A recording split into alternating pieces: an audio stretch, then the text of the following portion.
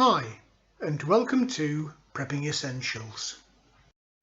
Well, morning. It's 30th of December and I've got a little gift from a friend of mine, Corvid Hunter, who's kindly given me this really lovely pheasant.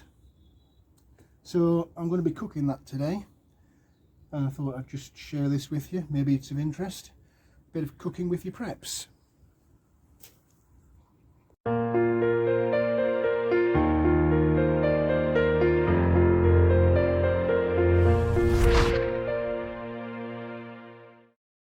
Well, here we are in the kitchen with this really beautiful looking pheasant. Nice cock pheasant, kindly donated by my friend Corvid Hunter. So I'm going to be doing a more traditional roast dinner with this as a bit of a New Year's treat for me. Clearly I'm going to need to get this plucked and cleaned, ready for cooking.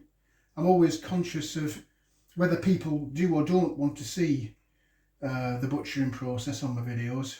Whenever I've done the wild game cooking with your preps videos, I've always tended to avoid that. Couple of reasons for that. Some people might not be too keen at seeing animals being butchered, and I totally appreciate that if that's you. But also, to be honest, this isn't my skill and forte. There are lots of different channels on YouTube that are far more skilled and experienced than I am, and can probably show you a lot simpler methods, easier methods, or various tips and tricks to make the process simpler for you. So why not take a look at those? If you're really into the let's see how things are butchered, pop along to my friend Corvid Hunter's channel and you'll see lots of different wild food animals being caught and prepared and cooked. So take a little look at that.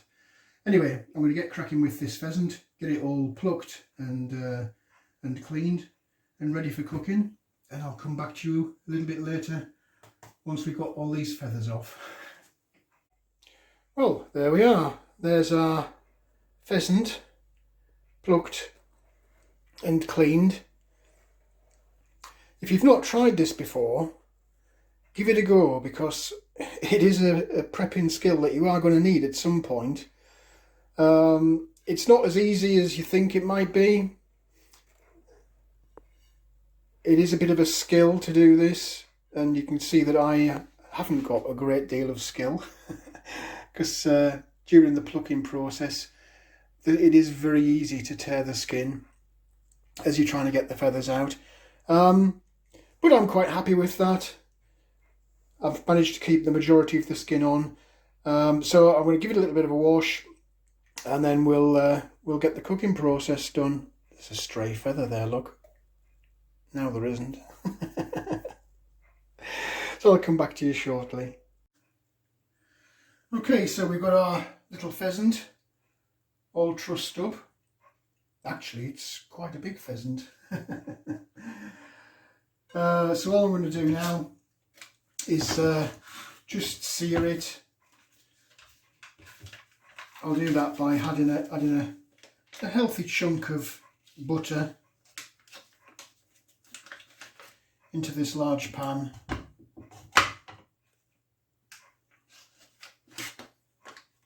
little bit extra, we'll see how we get on with that.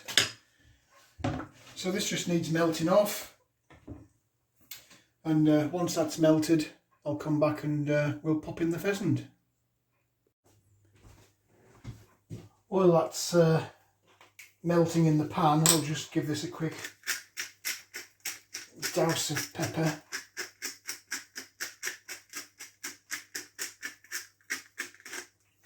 We can pop some more on later, but right now we're just waiting for this butter to melt.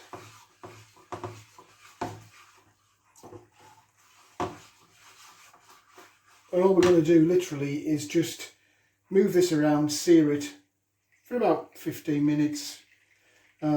Just do like 5 minutes on each side.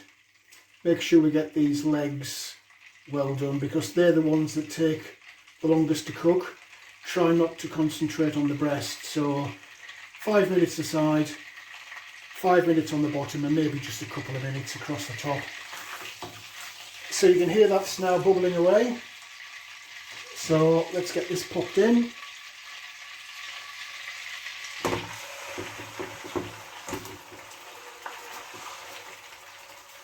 And there he sits. Let's get rid of that.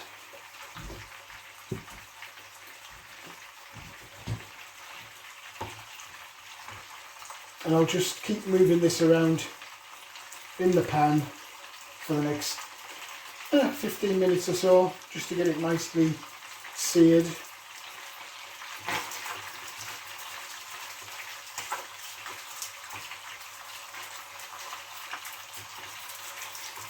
I'll come back to you shortly.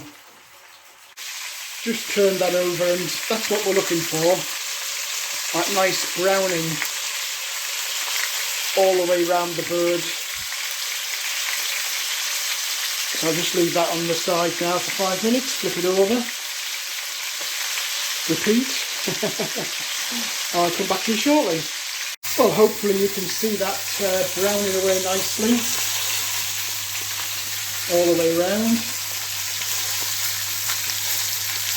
So I'm just doing the bottom lightly now, and it's almost time for it to go into the baking tray.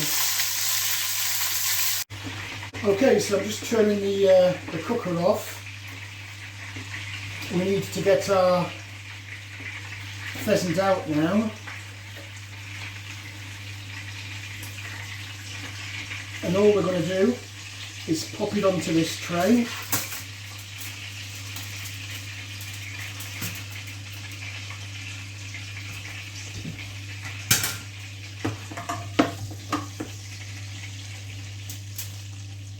That's going to go into an oven now at 200 degrees, or because I use a fan oven, I'll drop it slightly to 180. Just as it sits there in the tray, no covering over it, and it's going to go into the oven for 20 minutes, as I say, 200 degrees, or if you've got a fan oven like me, then that'll be at 180 degrees. So we'll just quickly pop that in.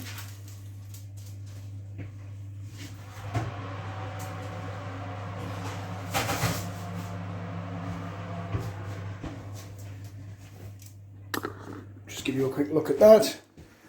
So that's just sitting on the bottom tray there, and it'll sit there for 20 minutes at 200 degrees, and I can have a quick tidy up while that's doing that. Well, while the chicken's in the oven, we can turn our attention to the vegetables to go with it. You can of course go into your pantry and use tinned vegetables if you want. I've got potatoes, mixed vegetables. I won't be doing that. If you've seen my videos, you'll recognise these. The carrots and the potatoes and the onion came out of my field. Confession, the broccoli didn't.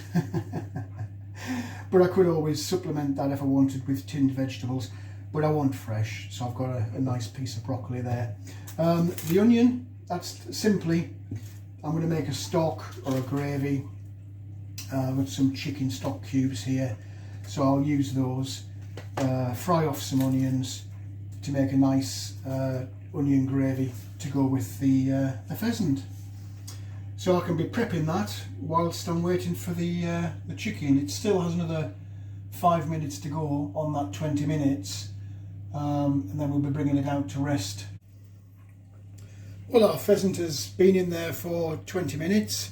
You can see I've already prepped my onions for the onion gravy, so I'm just going to pull it out and take a quick look and see where we are with it.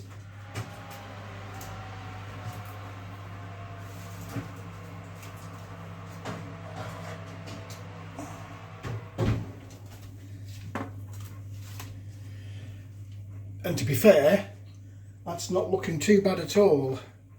I just need to have a quick look, see where we are in terms of juices. and those juices are running clear. Let's try another little piece down here.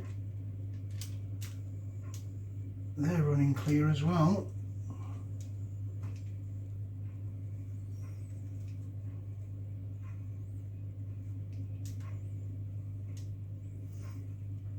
Every bird and every oven is different.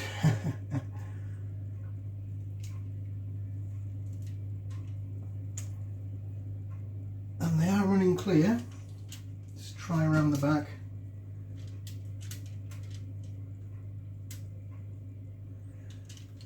I think that's not far off done, to be fair.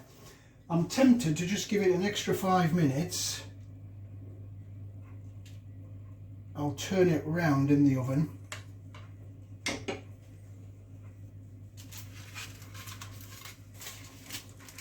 But I think we're almost there.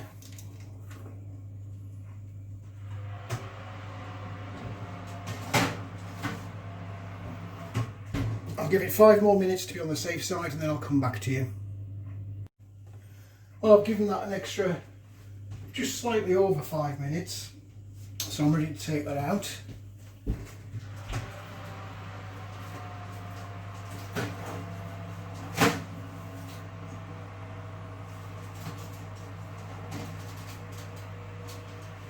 A little balancing act, trying not to drop it. But there we go. There's our roasted pheasant. Now what I'm going to do now is just cover that up to let it rest. There's some nice juices in the bottom of there as well. I'll probably use those to make an addition to the gravy. But for now, all I want to do is to wrap that up.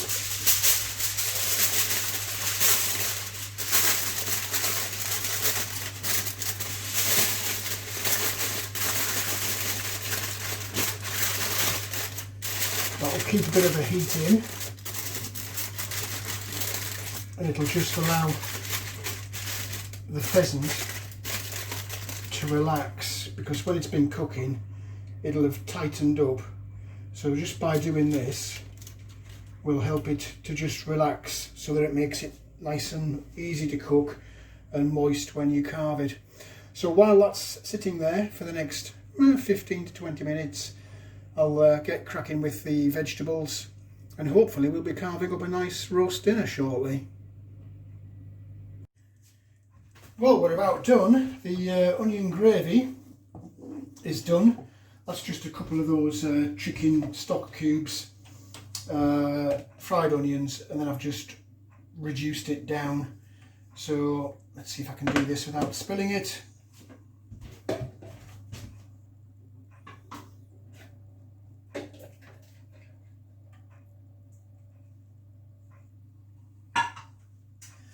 So that's our gravy. We need to just pop our bird onto there. That is smelling really good. And we'll need to just trim this, cut the string off that I put on to keep it in one piece. That's better. Make sure I don't keep any of that string. Don't want to be eating it. And that's that. So I'll just quickly flip the camera around, and we can cut into that.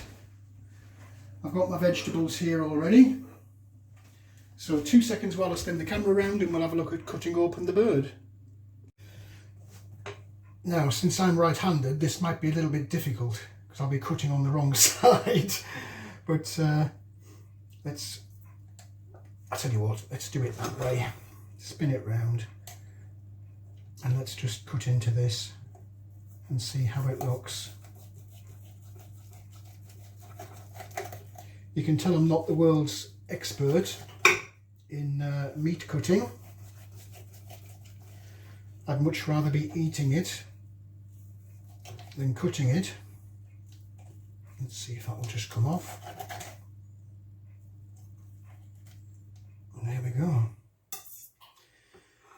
can see that, beautifully cooked all the way through. Not a hint of pink in there.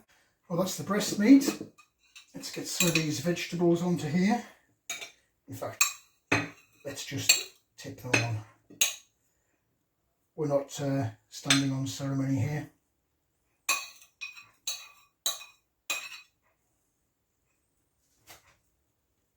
That's that. And now for the onion gravy.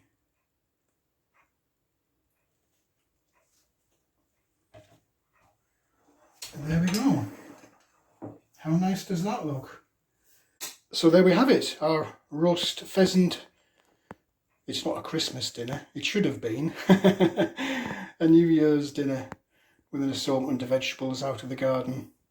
So a very nice example of cooking with your preps. Bon appetit.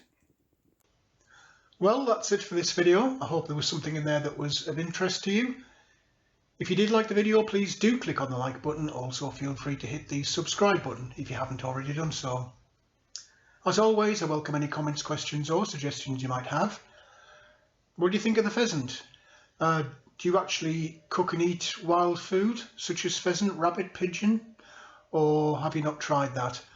Let me know in the comments section below. But for now, thanks for watching and I look forward to seeing you in the next video.